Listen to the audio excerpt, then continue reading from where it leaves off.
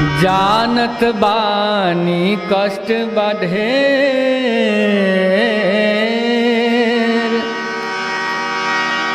जानत बानी कष्ट बढ़ेर, ए राजा जनी छोड़ी के आई।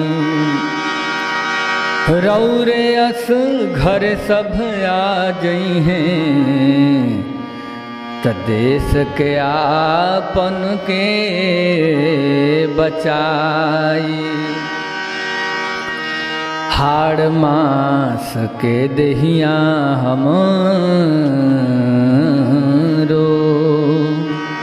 हाड़ मास के दहिया हमरो,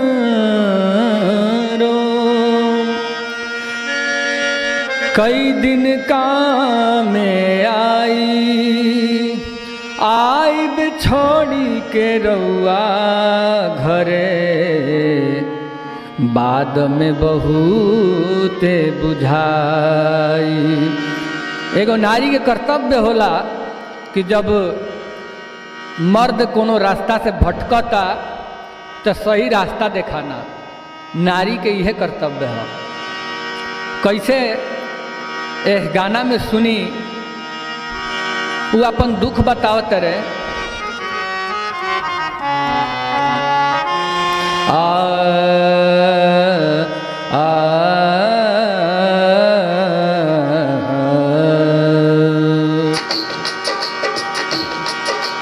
फौज में मौज बकहे ललुगवा,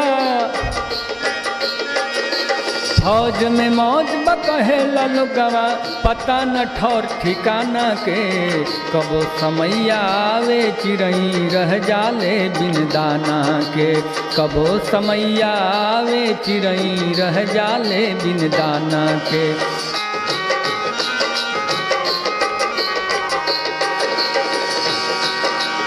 बाहर गुंडागर्दी भीतर अफसर शाही ढेर बा, मत मुए द बाबूजी के छुट्टी मिले में देर बा।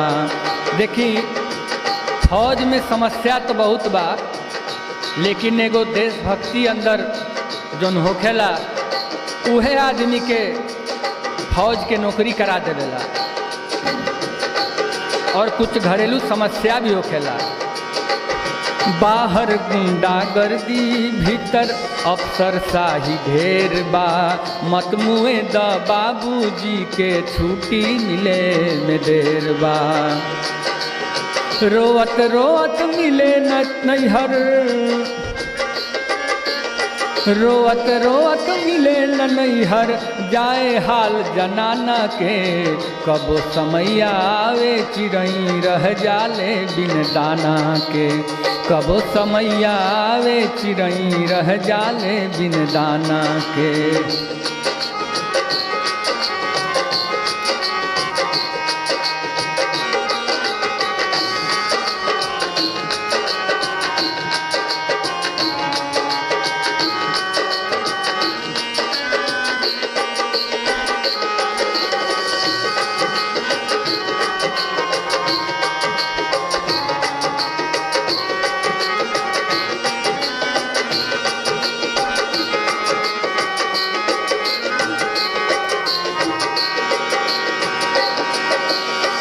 देश के खातिर भाग जागल बा, कुछौ कर सकी त कम। मेहर के चिट्ठी माई के प्यार करे लायकिया के नम। सब निमन बा तबो न मिले, सब निमन बा तबो न मिले, छुट्टी बिना बहाना के। कबो समैया आवे चिरई रह जाले बिन दाना के, कबो समैया आवे चिरई रह जाले बिन दाना के। फौज में मौज बकहे ललुगवा, फौज में मौज बकहे ललुगवा, पता न ठौर ठिकाना के। कबो समैया आवे चिरई रह जाले बिन दाना के। देखी गांव घर में लोग कहला कि फौजी हमें, ठीक बा, बहुत ही अच्छा बात बा, फौजी हमें, लेकिन जौन कष्ट बा वो तो फौजी ही जानता।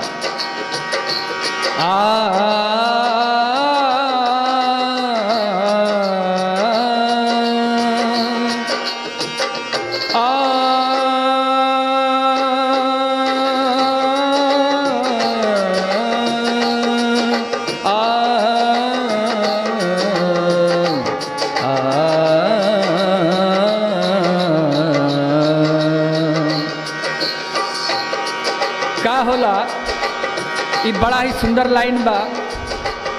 ई लाइन हमारा हृदय के टच करेला। जब ये लाइन के हम गाइला तो हम भावुक हो जाइला।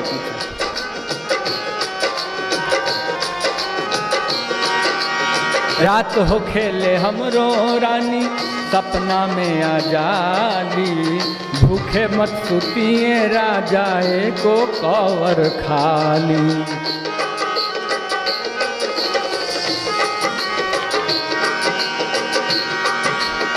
रात हो खेले हमरो रानी सपना में आ जाली, भूखे मत सुतिए राजाए।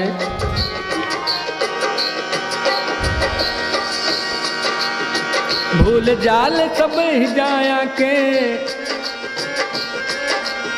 भूल जाल सब ही जाया के, ढोल झाल तराना के। कबो समय आवे चिड़ई रह जाले बिन दाना के, कबो समय आवे चिड़ई। फौज में मौज बकहे ललगवा, फौज में मौज बकहे ललगवा, पता न ठौर ठिकाना के। कबो समय आवे चिड़ई रह जाले बिन दाना के, कबो समय आवे चिड़ई रह जाले बिन दाना के।